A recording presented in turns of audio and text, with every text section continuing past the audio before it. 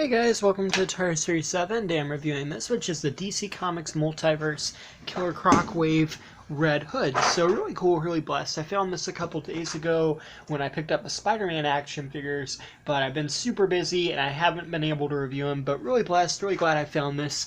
And this is the last figure in the wave I needed to build Killer Croc, so I'm going to review him soon.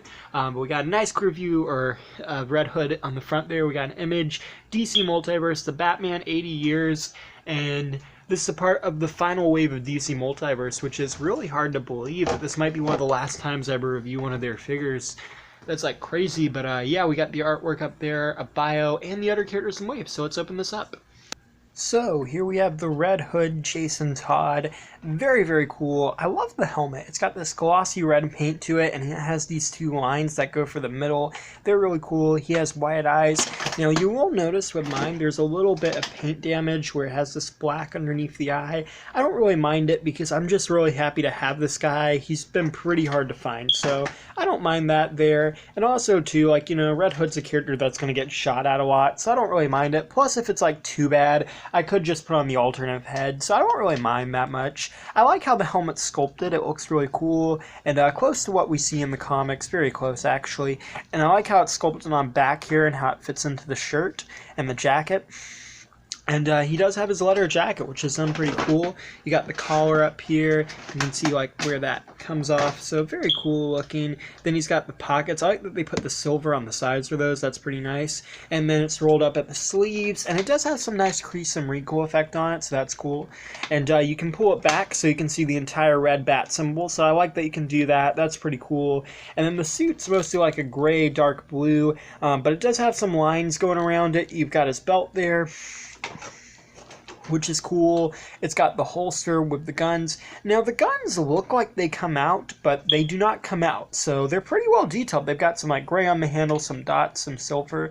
I almost wonder if they intended to make them come out, because like you get all these different crazy kind of arms. Like you get fisted arms, and you get like these kind of like grip gun hands.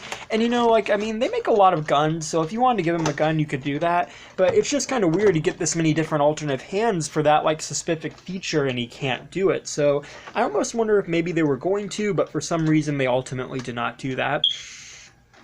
But he has legs going down his feet and his like legs there, so pretty cool. I like the lines. I think they look good how they did them. And he's got some armor on his boots, which are pretty neat. They're like silver, and they've got little straps that go around them, and then at the shoes. So pretty good there. In terms of articulation, he's got a 360 at the head.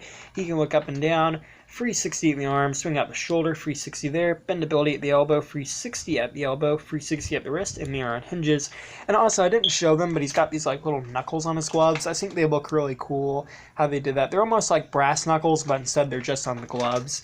He's got a 360 at the torso, an ab crunch, the legs come forwards, backwards, and outwards, 360 at the thigh, single jointed knees, and the feet move up and down. So pretty good in terms of articulation. And for accessories, you only get the alternate hands and the alternate head, but I will kind of show those in better detail than from what I did a second ago. I wish they had included a weapon. I know a lot of people have been talking about that, but to be honest, again, with 6-inch scale, like, they make guns and knives pretty accessible in that scale, especially Multiverse, so if you've been collecting for a while, you probably already have particular pieces like that. But for the alternate hands, you get a pair of like the gun molded hands, which I mentioned earlier, with like the little trigger finger, which is cool.